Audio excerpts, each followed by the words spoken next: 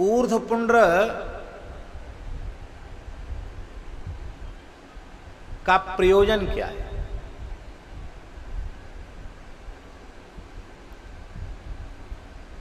तीन मार्ग हैं। एक है धूम्र मार्ग, एक है तमो मार्ग और एक है अर्चिरादि मार्ग। धूम्र मार्ग है सकाम कर्मानुष्ठान का मार्ग, यज्ञादि का मार्ग। उस कर्मकांड का आश्रय लेकर के हम स्वर्गादि लोकों तक जाते हैं और क्षीणे पुण्य मर्त्यलोकम विशंति, पुण्य क्षीण होने पर धरती पर आना पड़ता है। वो है धूम्र मार्ग। देह गेह में आसक्त विषयी पामर जीव पुनरपि जननम पुनरपि मरणम पुनरपि जननी जठरे शयनम, इसी चक्र में पड़े रहते हैं, नरक आदि के चक्कर लगाते हैं, 84 के चक्र में पड़ते हैं। वो तमो मार्ग है देह गेह में आसक्त पुरुषों का। और विशुद्ध भगवत भक्ति का, भगवत शरणागति का, भगवत प्रेम का, भगवत तत्व के ज्ञान का जो मार्ग है वो अर्चिरादि मार्ग है। भगवत प्राप्ति का जो पथ है उसको अर्चिरादि मार्ग कहा गया। जिस मार्ग में जाने के बाद फिर जीव लौटकर संसार में नहीं आता, न स पुनरावर्तते न स पुनरावर्तते, ऐसा श्रुति भगवती ने कहा है।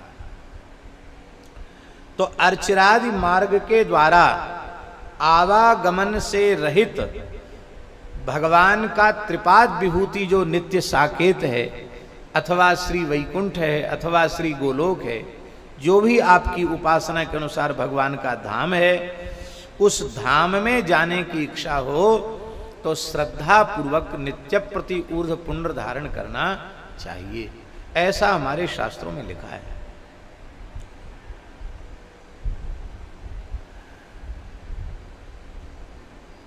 शास्त्रों में ऐसा भी उल्लेख मिलता है कि शरीर में जो अनेक नाड़ियां हैं, 75 करोड़ नाड़ियां शरीर में कही जाती हैं, और उनमें फिर घटाते घटाते घटाते घटाते 100 नाड़ी हैं। 100 में 10 प्रधान हैं और 10 में 3 प्रधान हैं, इड़ा, पिंगला और सुषुम्ना।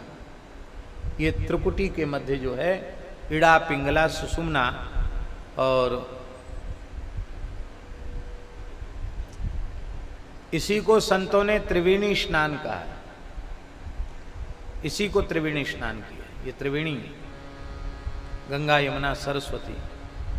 तो इसमें इड़ा जो है वो गंगा है, पिंगला जो है वो यमुना है, और सुषुम्ना सरस्वती है, ऐसा भी कहा जाता है। तो सुषुम्ना मार्ग से जब प्राणोत्क्रमण होता है तभी मोक्ष की प्राप्ति होती है। अब सुषुम्ना मार्ग खुले और दूसरे मार्ग उनसे प्राण न जाए, ये होना चाहिए। तो ये कैसे होगा?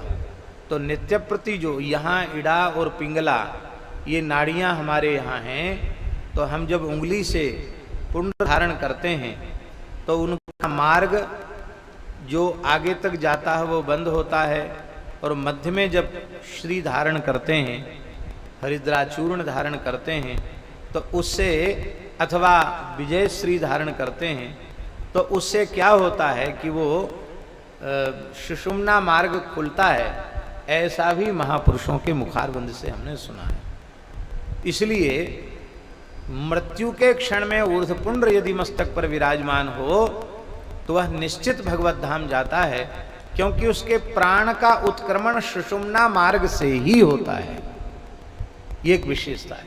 इसलिए हमारे यहाँ शास्त्रों में लिखा है कि ऊर्ध्वपुंड्र धरो मर्त्यो म्रियते यत्र कुत्रचित स्वपाकोपि विमानस्थो मम लोके महीयते।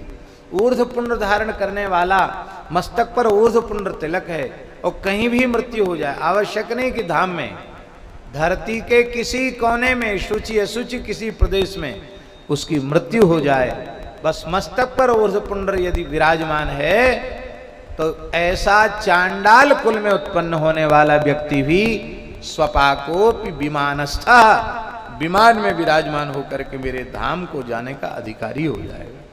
मम लोके महीयते। इसलिए महाराज जी लिखा है, ऊर्ध्वगत्याम ही यस्येच्छा तस्योर्धम पुण्ड्रमुच्यते। ऊर्ध्व लोकों में जाने की इच्छा हो तो ऊर्ध्व पुण्ड्र है।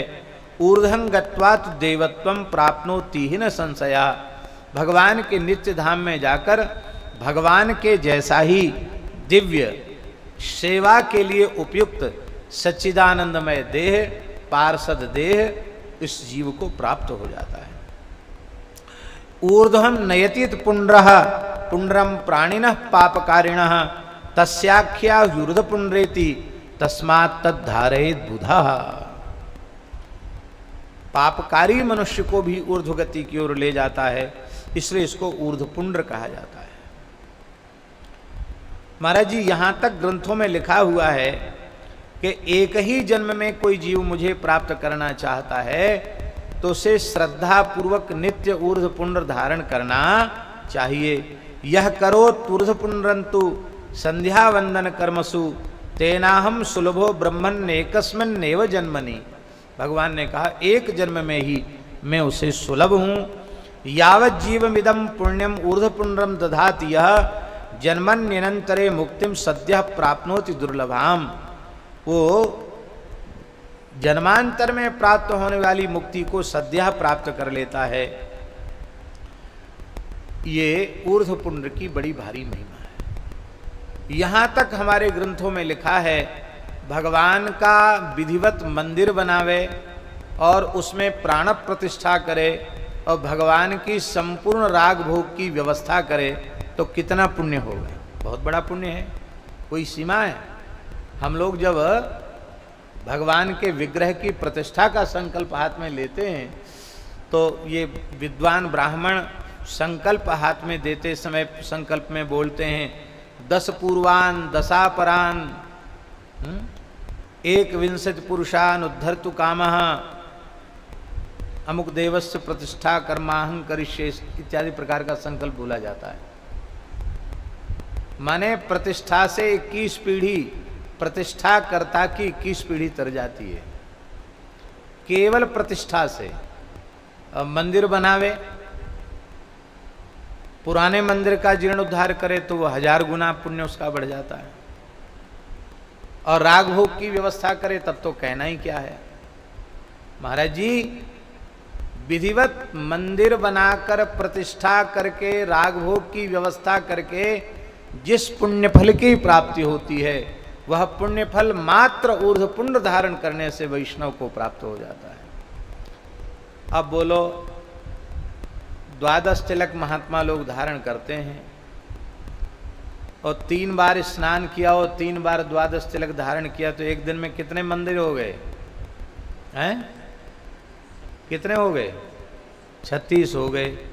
और जीवन भर करते रहे तो कितने हुए? इसलिए चित्रगुप्त से कहते भैया इनका खाता वाता सब बंद कर दो, लेखनी में शक्ति ही नहीं इनके पुण्य के लेखन की। वैष्णव के पुण्य अनंत होते हैं, अक्षय होते हैं। ऊर्ध्व पुण्य की बड़ी भारी महिमा। श्री सीताराम प्रतिदिन सत्संग एवं दर्शन के लिए श्री महाराज जी के ऑफिशियल चैनल को जरूर सब्सक्राइब करें।